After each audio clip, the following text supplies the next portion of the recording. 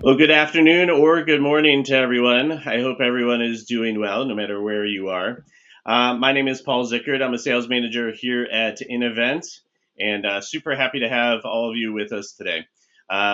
Just a little background on me. I've been in the events industry for about 14 years at numerous different companies and really kind of in the technology world for over 20 years. So, very happy. I'm really excited to kind of talk about the topic today and really find out a little bit more about AI and kind of the event marketing strategy that's out there. So hopefully you all have some good questions too. If you do have questions, there is a little button over on the right hand side of your screen that you should be able to go ahead and just put in questions. We'll go ahead and try to see if we can answer them as the questions come in, or a few of them we might actually save until the end as well. All right. Well, without further ado, we're going to go ahead and get going. And the first thing we're going to do is we're going to just have our awesome speakers introduce themselves. So let's bring on Anka. And Anka, I will let you do your first little intro. Well, hello, Paul. Super excited to be here. Thank you for having me. I'm Anka Platon Trifan. I'm the founder of Trifan Events, where I spearhead the integration of AI into event planning and production. As the voice behind Events Demystified podcast and the founder of Feed Mindful Mavens, I'm deeply committed to elevating the event industry and empowering women in tech and production, as well as focusing on mental and physical fitness. That's part of my own journey into bodybuilding and competing in bodybuilding, where I really it made a huge impact in my life, and I really wanted to bring some of those learnings to the forefront and embody that balance between physical strength and industry innovation, if you may. Yeah, that's awesome. And Anka, you did look fit at IMAX. That is for sure. So I hope I you were still look fit post yeah. IMAX. Oh, absolutely, absolutely. Yeah, right. I know. Sometimes in Vegas you can eat a little too much of the wrong foods. That's for sure. I was proud of myself actually to see that the scale stayed the same. So maybe all those steps, thank you, Heka Health, for Yeah, yeah. challenging us to keep moving. Or the Uh, push-ups. Oh my yeah, gosh, no tell me kidding, about the right? push-ups. That's great. All right, well, let's bring on our next speaker, and let's bring on Marissa. Hey everyone. Well, now I have to go after both of you who did the push-ups, or I just went with the flow. So yes, happy to be back here virtually with you all, both seeing you in person last week. So my intro, I empower business leaders with strategic virtual event production, content creation, and execution. I also am like Anka. We love AI tools, and we want to hopefully empower other event professionals and leaders to use AI to be more present and be more efficient with their day and hopefully happier. That's the goal, Mhm. right? That's So right. I'm happy to talk about AI and event marketing today. Yeah, awesome, awesome.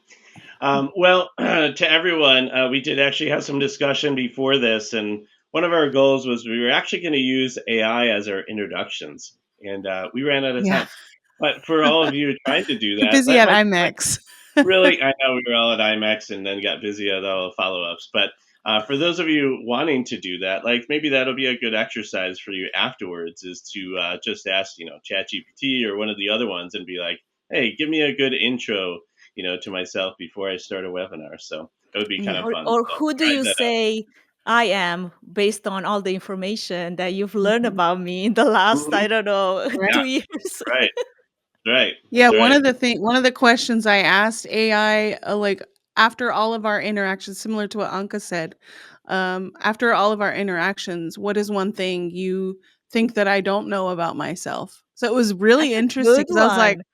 ooh, like, and I was like, I kind of know that about myself, but how do you know that? Yeah, right, right, right. So, Oh my gosh, too funny. All right, let's get into. We're going to ask a couple poll questions. So we're going to ask the audience to go ahead and answer a few of those poll questions too. So let's bring up that first poll question. And the first one is going to be, which of these best describes your role? Is it event marketer or event planner? So if we can pop that poll up.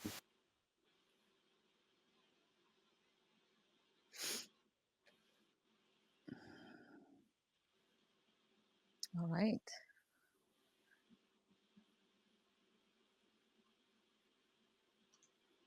I'm sure there's more event planners and marketers in the crowd.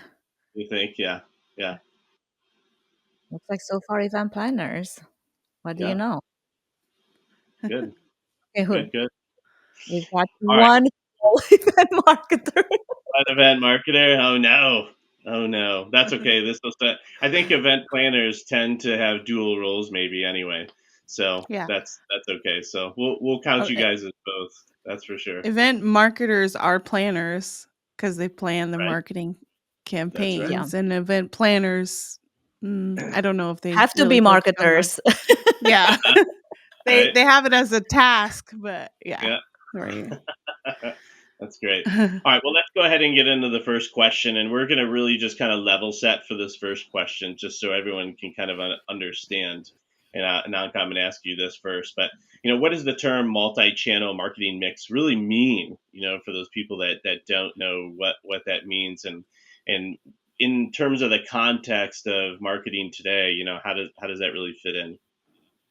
Great question. I mean, if you were to ask, this question to a range of people, I'm sure they're all going to have different answers or variations. But in my opinion, the term multi-channel marketing mix in event marketing today, it refers to using various marketing channels a lot at the same time, really, to promote events and engage with the target audience.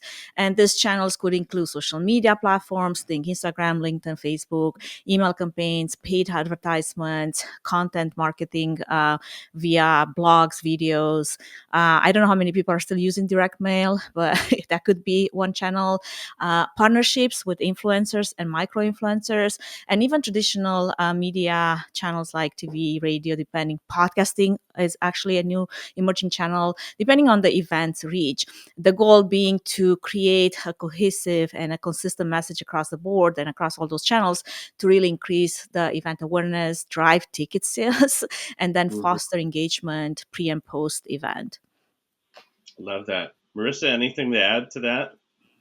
No, I'm going to highlight what she said about the podcasting, though. I think a lot of people think that podcasting is like, oh, you have to have 1 million listeners right away, and it's not a good investment. But I think I'm seeing a lot of people really investing in the audio forms. And I think when you think about accessibility to Hmm. different things, like a lot of people are minimizing their social use. There's a lot of like social wellness, like I need to manage my wellness. So how are you reaching those people in different ways? And some people are using audio, and a lot of Yeah. people are like, oh well, why am I going to do a podcast, and I don't need like all these followers, and it's more of just a different way of serving the information. I Yeah. And I mean, think that's, go ahead. to your point, you make a great point because the number of podcast listeners has increased exponentially in the last few years. And Mhm. since we're talking AI, we're going to talk about a few AI tools that you can even use to create your own podcast, even if Right. you're not the type of personality that you feel like you want to Hmm. get on the mic and be a host. You have Hmm. content, you have pages and pages of content and Hmm. transcripts that can turn into a podcast post event, and we can Hmm. dive into that. But like Marisa was saying, that's a great channel to take Hmm. advantage of and leverage.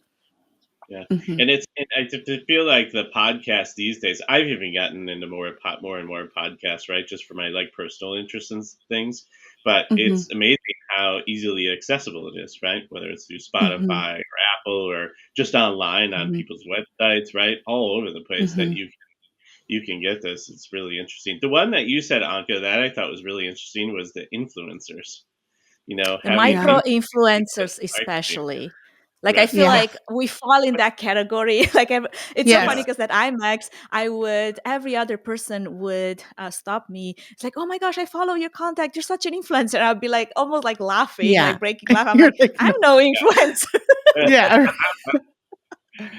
Yeah. Okay. Yeah. Yeah. No, it is micro influencer. I mean, I think we say micro because we're kind of, we're trying to minimize the term influencer. Everyone wanted to become an influencer, but in fact, we do influence decisions. If someone's coming to us about AI, like, I know, Anka, you have people coming to you asking, just your friends, you're like, oh, you're always talking about AI, like, what about this? And it lights you up to talk about it, and that's an influencer. But To me, it's thought influencer is a leadership. bad yeah, Yeah, thought it's thought leadership. Mhm. leadership that that drives influence and impact. I think, like you said, the influencer term has gotten a bad rap, especially on social media, with so Right. many so-called influencers that just, especially in the wellness, Yeah. space. Oh my gosh, let's not get started there. Yeah, that's a whole nother webinar section Yeah. for Yes. sure. Right. Yeah, I would agree. I would agree. And we would show a lot more pictures and other things too during that one. All right, so let's bring up the next poll question. What's your biggest challenge in using AI for event marketing?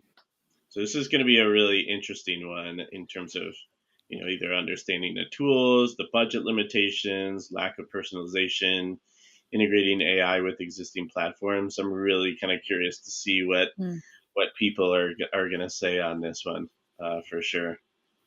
Marissa, what do you think people are going to pick without looking at the answers now? Um, well, I'll answer, because I think this is why it's the overwhelm of all the tools and not really knowing exactly which ones to use, or having the right direction of, everyone hears ChatGPT, but how are you using ChatGPT? Because that can be Yeah, the only one, yeah, or other tools. And I think, that's the biggest thing. And once you get all the information, then how are you implementing it into your Yeah. strategy or your processes? And I think that is a big problem yeah, when we have yeah. tech overwhelm. Yeah. Well, it looks like understanding the tools is the top one, Mm. right?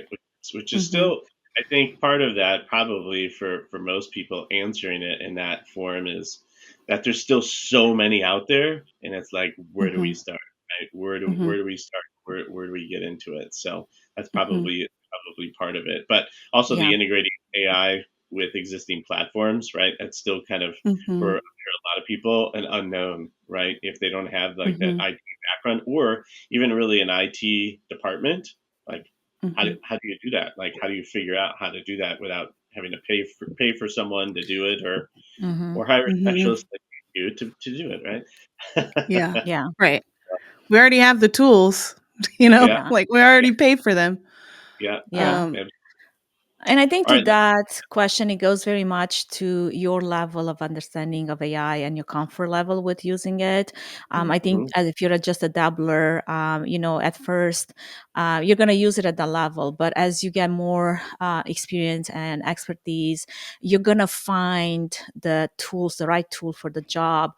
And that's where mhm. I keep emphasizing the importance of keep playing with it, keep experimenting, keep trying different tools, Mhm. because they're not all created equal. And the truth is, we're not there at the point where one tool will solve all your problems. So if you're looking for the Right. magic unicorn AI tool to mhm, do all the things for you, we're not there yet. So mhm. you might still Mhm. have to integrate and have API integrate with this one tool, or to have something like a Zapier in between all of those different Mhm. integrations to just create this magical solution that you're looking for.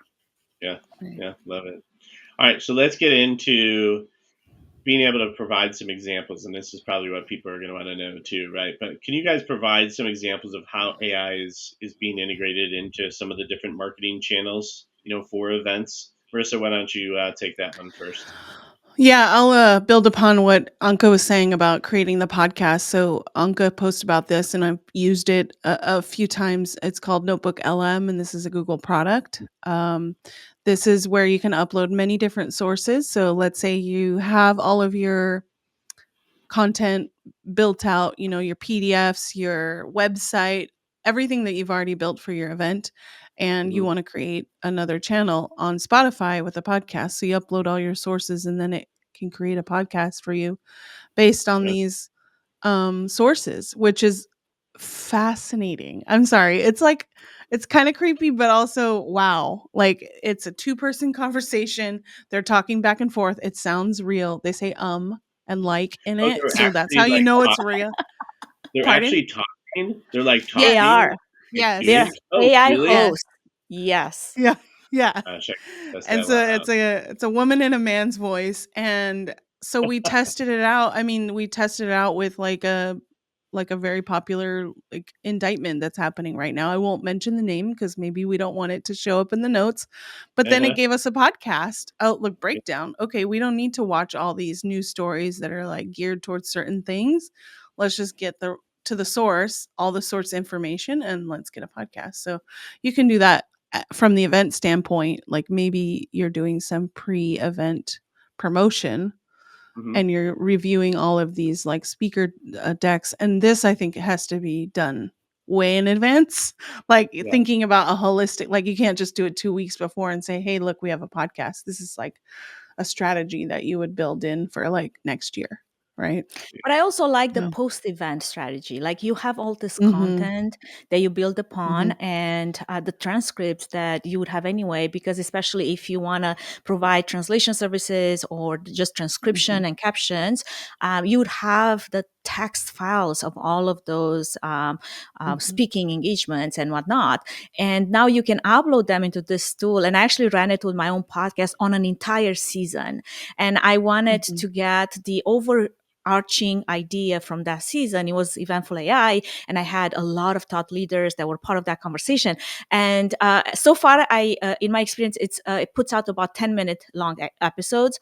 And during this Right. 10-minute episode, that again was based on hours upon hours of episodes, it really just extrapolated the main points, the key takeaways. And it would be so funny to hear, the two hosts say, well, Julius Solaris thinks that blah, blah, blah, blah. And then this other person thinks, it was so funny to listen back and just realize that actually it is a great tool. Now, imagine if you use all of those sessions, great sessions that you had at your event, and now you want to build this content, evergreen content, but you don't want to spend hours upon hours in editing or paying someone to do all the post-production that requires someone to go Yeah. through and cut all your clips. Yes, there's a bunch of AI tools for that as well. But to do that in a easy, ingestible format like a podcast, you can generate like every track to be your little 10-minute podcast. And now you can repurpose that content to not just drive engagement for your for the present, but also for your future event that's that you're planning, because I'm sure you're already planning for your next one if you're done with this one. One Right. thing that was super cool was I was also running it on my AI workshops. And then in 5 minutes, I would get the main ideas of what this workshop was. And I was like, well, my job is done here. This AI tool has done what I have not been able to do myself, because to really concise everything in such a short amount of time, it Yeah. takes so much work, right? So that's another example where, as Marisa was saying, it can be incorporated. I want to touch a little bit on a few other tools that actually I ran into and I specifically looked for at IMAX. And there is event platforms, especially in the event space, technology event platforms that are really working very hard to incorporate AI and integrate AI in some of their features and processes. I was also very surprised to learn how many event technology platforms are just starting. Like they're literally just dabbling into it. And I wanted to find the ones that, one, are pioneering in the space, but also the ones that they're kind of you know, just starting to engage, because based on their historical data, now they can build a feature that really will serve their clients. So one thing that came out of that was different things, different tools for event registration, for live event engagement, for facial recognition, and AI-powered real-time engagement with your audience activation on the show floor, lead management, content personalization, content creation, video marketing, so many tools that are available. And I don't know how much we can speak to the tools that are not in event, but I have a few that I can definitely highlight. So I just need your permission, Sure. Paul. Yeah, yeah, that's fine. Go right ahead. Go right ahead. Yeah. So one thing that I really was excited about was how, for example, StreamPoint has their AI for event registration, where when event organizers struggle to streamline complex registration and housing management, they came up with an AI feature that can optimize the workflow in registration and the housing, reducing the time that is spent on those manual tasks that a lot of event planners and marketers spend. So what their AI-driven system does, it allows real-time updates that can improve the attendee experience, helping maximize the housing inventory because it automatically is adding additional room blocks when needed, avoiding attrition penalties based on the demand, right? Another tool that has been actually in the market for 10 years, I was surprised that they were so advanced in their machine learning capabilities, was Turnout for live event management. What they've done is deploy AI to track real-time attendee movement, which can provide organizers with like a 360 degree view of attendee behavior. And what does that do really in real life example is it provides you with recommendation, and it delivers that dynamic personalized session recommendation that your attendee actions and behavior during an event will dictate. So then what the platform does, it can help you manage your crowds efficiently and then optimize the space utilization. So, this one session was attended really, really well. And, maybe we should do more of this, or maybe we should allocate more space, because it's really hard to guess when you have a multitude of tracks where people will gravitate towards and which session will Sure. be full versus which session will be like somewhat filled. Yeah. Amazingly, that kind of technology has actually been around for like a while, right? But I think some of that, I was actually watching some of the tools, even that I think that they had at IMAX for this, but they're much more advanced now, of course. Yeah, like the beacon technology was Yeah, around for RF, yeah, ID, all of those has been around. But yeah, I think now layering the AI analyzing tools on top of it is mm, really what gives it more power and visibility. yeah, yeah. That's great. All right, I'm going to ask another question here. So, are there kind of, that with AI, right? Sometimes there's a lot of hype, right, around AI. Are there any areas around event marketing where AI has maybe been overhyped and kind of under delivered, maybe compared to expectations? Have you guys seen that out there, or is everything really up to the hype, these days? Oh man. Oh, Okay, I I'll hate take this. Ugh. chatbots. I hate There's some Yeah. chatbots. devious, those are Go some for it, devious, Marisa. there's some devious chuckles. I'm So not sure what this answer is.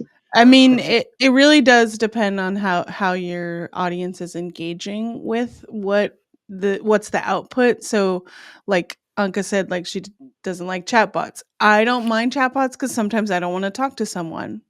Or it's like it's at the end of the day, and I'm like, oh yeah, what's going on tomorrow that might be suited for me? So I go on the Hmm. chatbot that can kind of give me an idea. So it is allowing me to be like present when I want to be. And so I think the hype was people releasing these tools without really vetting that this is going to be beneficial for their Yeah, audience, right? So it does depend on, like, IMAX, such a big show. Of course, they're going to need all these different things for people, different audiences, introverts, extroverts, all that. But if you have a smaller micro event, why are you integrating a chatbot when you could literally just have like a human respond to you or something, And it's Yeah. like, oh, yeah, look, we integrated AI into our whole strategy and it's not necessary, right? So yeah, I think being very strategic in that, in not just like seeing the hype, that's like, hey, we set up a Insta or a TikTok account and then they just don't do anything on TikTok. yeah, Yeah. It's like you got to know where you got to allocate your time, or also think outside of the box. If you're going to think outside the box, then go all in, lean in. Yeah. But I mean, don't it get me is just wrong. a checkbox sometimes. Go ahead. Yeah. Mhm. Chatbots have a function, right? And they're very helpful, as you said, for answering routine questions. But what I found in most cases, and this is just from my experience with dealing with a lot of airline, misfortune, where I'm on the chatbot trying to, get another booking. And it's like, all I want to do is just get this fixed as soon as possible. And my Yeah. experience always been that human that really supports and helps with that, because Yeah. chatbots can really struggle with complex queries, and then that only leads to frustration, and that's not really the type of vibe you want to give to your Mhm. audience that are seeking for a more personalized help. I think another overhyped, I guess, use of AI was and is in many cases AI for content generation, which I'm totally for. Like, AI tools can generate basic content quickly, but they will lack the creativity and the depth that is required for higher quality, more nuanced content like blog posts, videos, especially. And the human touch is really essential there, because otherwise you can really damage your brand if you don't do it well. And then one other thing that came to mind as Marisa was talking is predictive analytics. I feel like AI has been great to predict attendee behavior in some instances, but it can be very inaccurate if not supported by high quality data sets, which can lead to unreliable insights. So then if you base your planning on that unreliable insight, then your ROI will not match reality, because you didn't start with reliable data in the first place. So it's important where you start and what you use. One tool that I ran into at IMAX that I thought it was interesting was Zaddle, because they were focusing on adding real value to AI-driven content repurposing, but it was based on analytics, based on actually reliable results. So I need to dive more into that, because I haven't played with it. It was just something interesting that I came across, and I'm like, let's check it out. Yeah, yeah, interesting. Yeah, it's funny. Your second point, I tell people that all the time. I'm like, yeah, go play with like, any of these AI tools, but make sure before you start using it, like actually go through it and see what it is actually giving you, and what the context is, because it Mm-hmm. might, number one, it's probably not going to sound like you, right?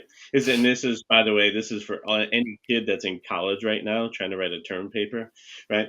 It doesn't sound like you, right? And so you got to put your own kind of mix on there to make it sound like you.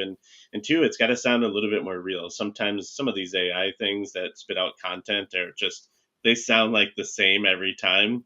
I've even had some people do some interview stuff that I've interviewed, and it's like straight Chat GPT stuff, right? That they give to me, and it's like, Yeah, okay, I think we're gonna know this. Like, you got to mix it up a little bit, in there. So, they probably yeah. don't know half the words that they just said. So, Yeah, one of the uh, big things I always teach is teach your whatever LLM you're planning to use. We use ChatGPT now like it's some kind of a term for all LLMs, but there's so many out there, right?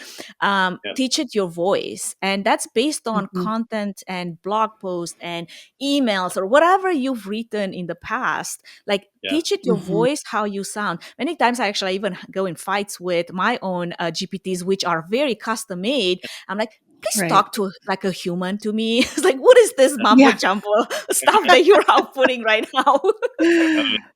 I love Yeah. it. Yeah, and I think to the point that you're talking about custom GPTs, a lot of people have not even dived into this channel, so to say. It is a Mhm. marketing channel. Mhm. You can build a custom GPT through ChatGPT or any of the big LLMs, um, to then help market your event. If we're talking about an event happening next fall, like, why not build a custom GPT to start training that GPT to, like, know how to talk like you, and, like, this is, you can put it on your website, or you can start marketing it as something that will, serve a purpose in fall of next year. But you have to start it, and you have to Yeah. keep using it. You can't just do it 2 months before and hope that it serves the purpose that you need it to help market your event. So, And I Yep. think that's Yep. where the power of personalization really comes into play, because now you're feeding it all the information from your previous event. You know who your audience is, you know what their profile is, and then you can build it to speak to them, to really personalize content to them. That's where AI used for dynamic email campaigns comes into play, because it really leverages that real-time personalization that you can get from your event site, but also from tools like custom GPTs and other tools that can be embedded within the fabric of whatever tools or websites or platforms you're using. Yeah. Just a reminder for everyone that's out there. Again, you can go ahead and put your questions into the Q&A. So feel free to go ahead and drop those in there, and then we'll answer those hopefully over the next couple of minutes. All right. So one of the kind of last questions I'm going to ask you guys is, how do you see really AI kind of shaping or reshaping, I guess, kind of more or less the future of all of this multi-channel event marketing in maybe like the next 3 to 5 years? Where do you Mm. think what do you think is what do you see in that crystal ball of yours that you think is going to stick? I was going I'm to kind of ask, Paul, do you have a crystal ball that we can read into? I do I do I have one right here. No, I do not have a crystal ball. Well, as we were somewhat alluding to earlier, I think this hyper personalization at scale element will really enable marketers to create more of a very tailored experiences than for their attendee. And I'm not just talking attendee in general. I'm talking each individual attendee. There's already tools like out there, like Hive GPT was put out before there were any custom GPTs by Social 27, I believe, and they were already creating this hyper personalized landing pages. So, like for example, if you have an event for 200 people, each one of them would be getting a different landing page for the same event based on their LinkedIn profile, based on their interest. Now, that also means that, again, going back to the data set, the quality data set that you would be feeding those tools, you would have to have something on your LinkedIn profile to be, for the AI tool to draw upon and say, yeah, Anka is into bodybuilding and Anka loves AI and Anka loves this and that. Marisa is all about being present and all the things, right? So if your data set is solid and reliable, then you can reach that level of hyper personalization for your event and personalized content, event recommendations, and all the things that are very individual based and behavioral based across all the channels. And I think this will definitely be achieved in the next years, just based on the tools that I see they're coming out. I think ChatGPT just released this new version of AI agents, a Storm, whatever how they call it. It's not released for en masse, but they're definitely working behind the scenes, and some people are in trial base using it. So there's a lot of that's going to come next. I Also, predictive analytics will be a huge strategy used for optimization to the next level, where I think the biggest problem that we have right now is integration across all channels. Somebody mentioned that, how we have so many tools, but they don't all speak to each other. And how can you analyze your event data if all those tools come from, this data comes from different sources, and you can see it under one umbrella to be able to make informed decisions. So I hope the future will bring a little bit more of a consolidation and integration of all those tools, so we can really look then at analytics and be able to make informed decisions and be more efficient about where we should put our money behind. Yeah. Marissa? I think Anka took off all my answers, but yeah, Come on, we still but have I think content creation, integration, channel, yeah, cross no, I channeling. think from my perspective, from a personal standpoint, my hope is Yeah. that what AI will do is allow us to have more of these. I mean, I know we're virtual, but like we were all at IMAX, so we could have done this in person. But this will allow for more people to connect one-on-one human, and I think that will hopefully, you know, get us out of, like, in my eyes, we're in that digital overwhelm like era. Like it's the last 5-6 years where everyone's like so many things going on. I've got my phone beeping all the time, my notifications going off all the time. So I think from a why purpose, like the purpose of using AI is to allow us to be, Yeah. and I'm going to say be more present, but it's what we need to do in Yeah. order to like close more business or like be really intentional with who we're talking to. So I think that that's my hope for the next 3 to 5 years with AI. It's not where we have more overwhelm, and like, hopefully we'll have some type of umbrella solutions where people are working together instead of working in a bunch of silos on all these different Yeah. So like an ways to emphasis execute. on the human touch, on the human Yeah. presence. Hmm. Yeah. Yeah. Yeah. Yeah. Absolutely. All right. Since we don't have any questions coming through, I'm going to ask one more here with the last couple of minutes. Everyone must be really afraid to ask you guys questions. They're So really afraid. They must be I know. We are intimidating. real. We are real, Yeah. not AI. We're Like, not AI. No yeah. AI avatars. Hinting. Oh, this way. This way. There you go. All right. So if someone's just starting into this world, right, and into AI, and trying to figure out a strategy and everything else, where would you say, in just a minute or so, where would you say they should start? Like, where do I Mhm. where do I put down some roots just to get me going on this? So, Marissa, you want to take that first? Yeah, I would look at what is the biggest pain point for them when it comes to marketing. Is it the content Okay. creation, like video or short form video, like on that side, social side? Yeah. Or, and look at tools that focus on that. Or is it generating like strategies when it comes to email marketing? I mean, there's all the email marketing, all the main ones that I know, they already integrate AI into that, and you don't have to utilize ChatGPT. But really Mm-hmm. find where your biggest pain point, because I know there's Mhm. marketers that like don't love to, do the content creation, or they don't have a full team to help with the content creation. So Yeah. try to leverage those. And I wouldn't say just like, oh, upload a video and like, here I got some like cool stuff for my socials. There's got to be a little bit of strategy. There are professionals like Anka and myself around that can help, Mm-hmm. selfless, shameless self promotion. Uh-huh. Yeah. And, I think, yeah, look at your biggest pain point. Like my biggest pain point is actually getting the ideas out of my head. So it's not really marketing, but it's more so getting my brain into like some type of structure. So I use AI Mm. for that, where I brain dump with my voice, and then it Right. comes up with a plan. So I love that's like an operational AI tool, but maybe that would be beneficial for someone who loves to create but needs to get it out of here onto something that they can direct their team or direct themselves. Yeah. Yeah. Okay. I'm gonna highlight Oh, something that well, you we said have a earlier. question too. Oh, Yeah.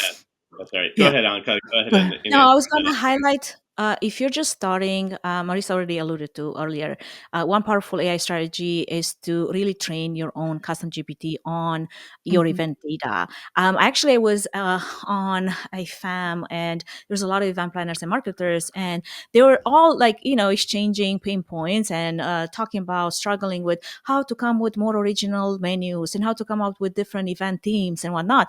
And like both me and another person there that have been using AI for quite a bit, we're like looking at each other like, this is like a question from like 2 years ago. I'm like, why don't you upload your past menus and past agenda and past themes in ChatGPT and ask it for some suggestions on what else to do next based on your audience Mhm. profile, based on who you serve, Mhm. based on what they're looking for, right? So getting that responses and personalized content and personalized help based on past information, that's like a no-brainer. Mhm. That to me is like step number one. Is like level zero. Mhm. Start Yeah. there. And then Yeah. if you want to dabble into a few other tools that are free, like for example, PCMA Spark AI tool is free for Mhm. event content, agenda personalization and creation, tailor sessions, networking recommendation, all those things that you can do within the tool before you can use the next version up.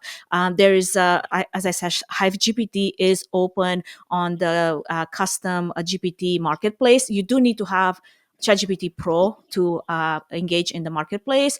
Mhm. Those are just different easy tools that you should get started with. I know a lot of people are into Microsoft tools, so then use Copilot and see what it does for you, and just engage it with like something that I always do is if I have a question and I don't know how to do, I go and ask ChatGPT how to do it. I taught myself how to program in Python when I custom made this fully automated custom GPT for my podcast that it does everything on the back end on the production side. That I don't have to do anything but one ask, like give me a script for Marisa. And I don't Right. have to prime it with anything else because it goes in the form that Marisa already filled for our podcast interview, and it gets all the information, her bio, her interests, her fun facts, her questions, everything, and Yeah. spits this one document. Then now I just save myself 59 minutes every hour. That's, Yeah. I It's mean, great. come on, Yeah. give me time back so I can go Yeah. work out. Yeah. Oh, Right. yeah. Right. Right. All right, Um, Marissa, we're going to say just a couple minutes, and I'm going to ask try to yeah. get some of these questions really quick here. But first one is, what's kind of a common negative comment that you've heard from people, that maybe are scared about implementing AI, and then how do Mhm. you kind of respond to that? I think a lot of people are scared of it taking their job. Mm-hmm. Um, Mm-hmm. and I mean, I'm newer to the events industry, and every time I would talk to an event planner, they would say, "Oh my god, I'm so overwhelmed. Like they can't talk, they can't take meetings, they can't get like I can't ask advice from them if I need mentorship or something, anything, right? We can't have normal conversations anymore because they're overwhelmed." And so I'm like, okay, so you want to stay overwhelmed? Or do you want to use AI to kind of help alleviate and open up some time? Like the common thing is like burnout, right? Why are we burning ourselves out so much so that we're not allowing ourselves to like really, spend time with our families and, not be on our phone or thinking too stressfully. So I think, I turn it around. You want to say that AI might take our jobs. Well, AI will not take your job. A human that knows AI and how to implement it into the job may take your job Yeah. because Yeah. they're going to need to know how to. I mean, AI tools are being integrated everywhere, Mm-hmm. now. So if you don't know how to use them at the most basic level, then it's going to Yeah. be an issue. Yeah. Anka, what about this question? What are some integration challenges you've kind of maybe encountered when implementing AI into your marketing efforts? Many. I think the Yeah. one that I mentioned earlier was a lack of easy integration without third-party tools and without open API to facilitate some of those links.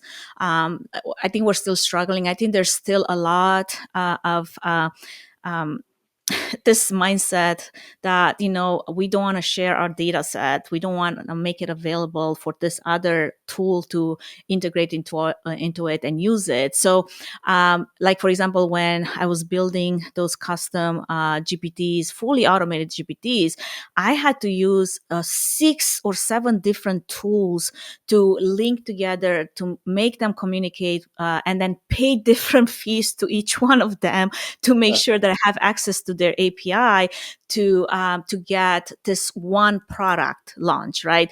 And that can be frustrating if you are not, tech savvy. You're like, there's no way I'm going to do that.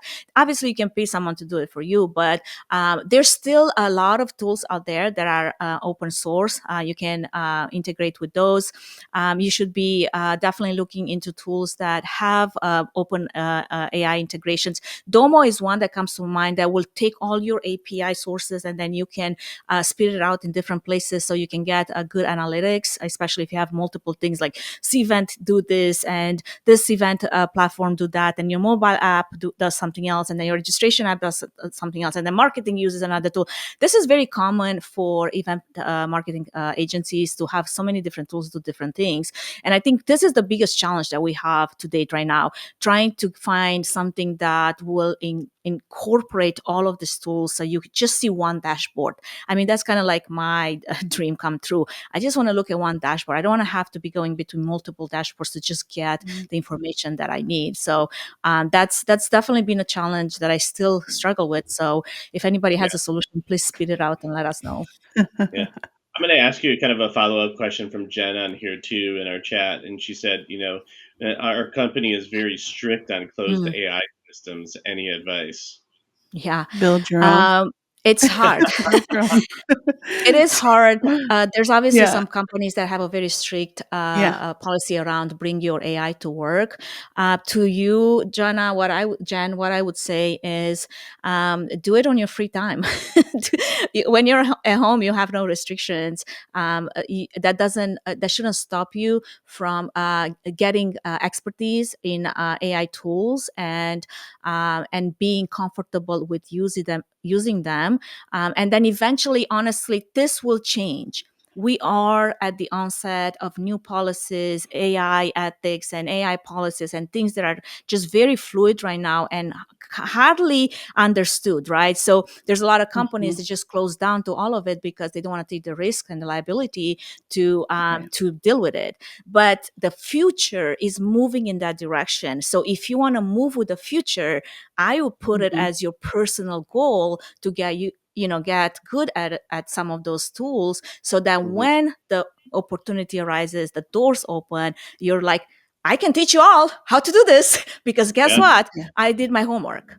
Yeah. That's Right. great. And Yeah, I I love think a practical thing, like, when you're using it personal, Jen, maybe eliminate your company name or like some very specific things that are related to your company. Like if you are looking for, you know, some ideas of how to like generate different emails for different segmented audiences, like can you create that based on using like X type of company is creating whatever, it's all in the prompt, right? You're not going to Yeah. say my company name wants to create an email campaign. You're going to say a type of company like Yeah. this and kind of describe it, and you're not even really utilizing, you're not putting any like company Yeah. information in there, right? So Yeah. it's just kind of tweaking it to the point of like, using it to your benefit. So, it. Yeah. All right, I'm going to ask one last question in the chat if everyone mm. can hang for this last one. And it comes from Anna Grace, who, by the way, is my brand new employee here. I didn't even ask her to see the question for us, but she did anyway. How great is that? It sounds Bonus like a points. trick Well question. It done. sounds like a It's trick Bonus like points question now. to Anna Grace for sure. bonus. Sure, for sure. So she said, how do you think AI could become a problem for event planning, the event Hmm. planning world in the future or down the I road? think the biggest problem is, as Marisa alluded to earlier, falling in at the danger of losing that human touch, where AI, will start automating our personalization, our outreach, our messaging. Over automation will just be part of the norm, and then marketing will start feeling like impersonal, like robotic.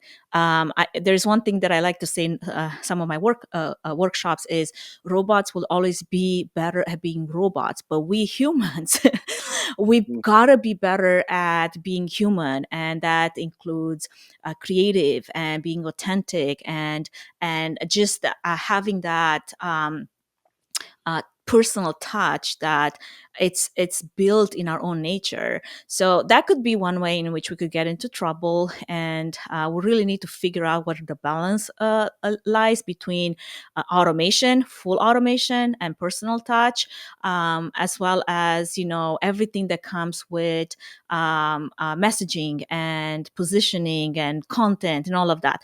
And there's also a lot to be said about data privacy and the compliance risk, which I'm sure that Jen knows more about than we do when it comes to different corporations and larger organizations, especially that are really strict about their policies. And even over dependence on AI can be a problem. But I'll stop here. But this is what I feel like could put us in a precarious position if we're not careful. yeah. Marissa, any thoughts around that? No, she's right. I mean, I think it's if we rely too much on the computers, then we lose the whole reason why they were developed. They were developed to help us, be more efficient and spend more time with our loved ones. I mean, I say it all the time, and people are like, "How are you so busy?" I'm like, I like relax a little bit, and I like go out and do walks, and I have hikes. Like, I'm not always online, but that's because I'm just super connected and Yeah. efficient with Yeah. the tools that I use. So, That's One thing great. that I maybe we should speak to is also biases, right? There's a lot of biases oh that yeah, could be a yes. problem. Do you want to speak more to that, Marisa? Yeah, I mean, I've seen it just using it personal, like how it will respond. It is a little bit outdated. So again, like we said a few minutes back about training it to learn how to talk like you, which is like embracing it and using it. And I mean, it sounds silly, but like uh, I've had people say affirmations around AI, like I Hmm. release my fears and hesitation about using AI, and just like getting into that mode of like, this is something we're going to use, just like people were Hmm. scared of the internet or scared of email. Like, it's just going to be there, and we Hmm. Yeah. need to embrace it, Yeah. and train it so that it can get other people's information, right? Because it can Yeah. go a certain way if you leave it alone. I mean, it's computers. Yeah. Yeah. I've seen flaws in the most basic way, and so I know that it's not perfect, but Yeah. that's Yeah. why And we're what humans. Yeah. To what was said earlier, like the reliable Mhm, data, what was trained on, because those are pre-trained models, right?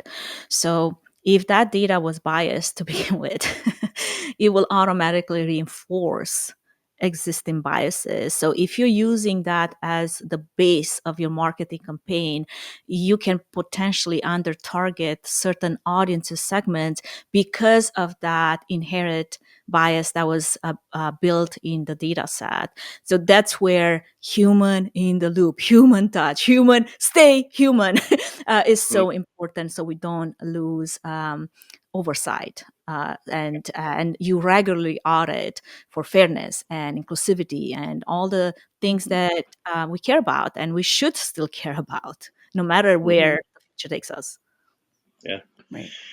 Well, thank you, Marissa and Anka. This was such a great session. I hope all the people out there watching and listening, both today and maybe even afterwards, and some of the clips that get sent out, enjoy this. And honestly, with any webinar or anything that you go to learn, we hope you at least picked up one or two things, right? That'll help you, in your daily life or even in your job as well, to make you a little bit more efficient, and also spend some more time with their family too. So I appreciate everyone's time. Thanks for spending a little extra time today, but I thought, the conversation and feedback was really good, and appreciate it. Look forward to our next InEvent webinar coming out here soon, and we look forward to talking to you all again. Thanks again, Well, Marissa thank and you, Anka. Paul.